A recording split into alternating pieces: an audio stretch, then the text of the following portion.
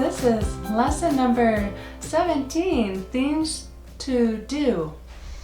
You can learn that knowledge that's in your hand here or in your book. Put it in your head. Learn. Then you can take it out and teach it. Teach. You can sing. You can sign. Up, in, down, and out. Alternating. Sign. You can sing sign. You can dance. You can swim.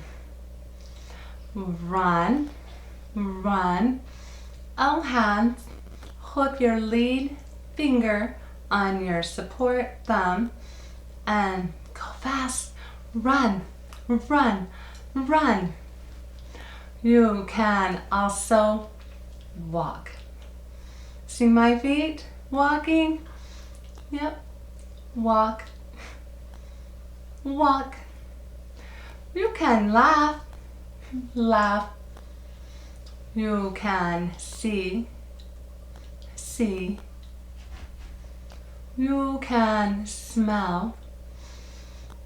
Like that. You can taste. And you can want. So, I have something to ask of you. Here it goes.